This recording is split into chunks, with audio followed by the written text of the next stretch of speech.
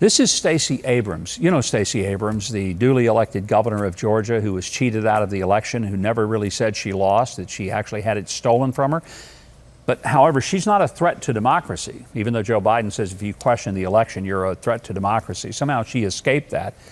But now she's not only the governor of Georgia by her own calculation, she's a doggone medical doctor and a scientist and a biological genius.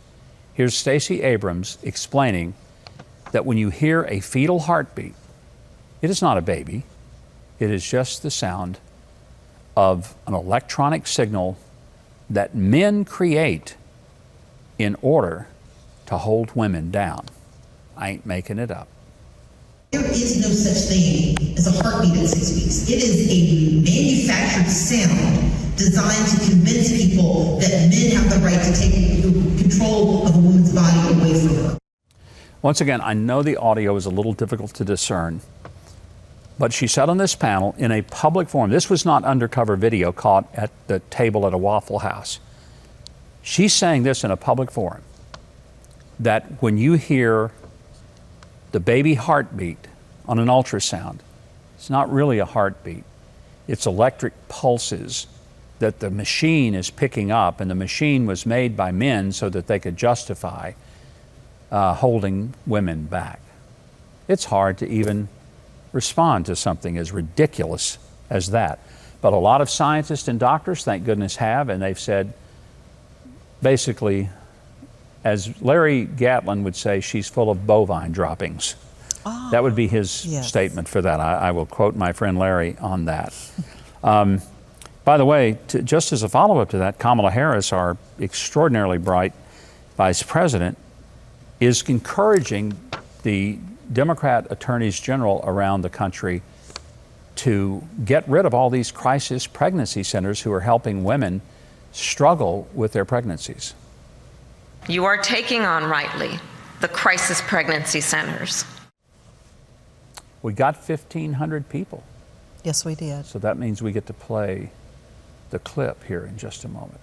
Before we get to that, Kamala Harris basically saying, let's get rid of these crisis pregnancy centers. I speak probably to a dozen or more fundraising events for crisis pregnancy centers, literally all over the country, from the Pacific Northwest all the way to South Florida.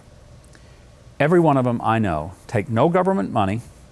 They don't get a dime from the taxpayers, unlike Planned Parenthood, most of its funding from taxpayers. They provide medical services at no charge to women who are in trouble and who find themselves pregnant. They give them ultrasounds. They help them if they decide to adopt. They take care of that procedure for them. If they want to keep their baby, they will help them with everything from prenatal care to postnatal care to giving them diapers and formula and giving them classes on breastfeeding. It's absolutely amazing what they are willing to do at no cost to the client. Baby clothes, car seats.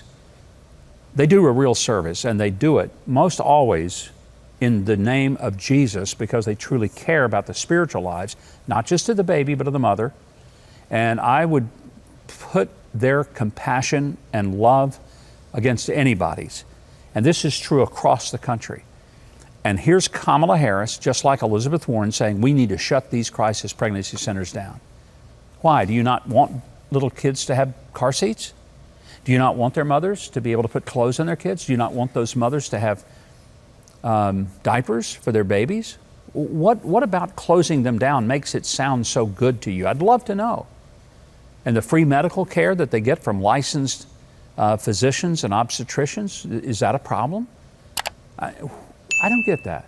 It's the basics. We're providing the basics to help those mothers get off to a good start. It's foundational, and it's required. Where's it going to come from if these centers aren't there? 100%.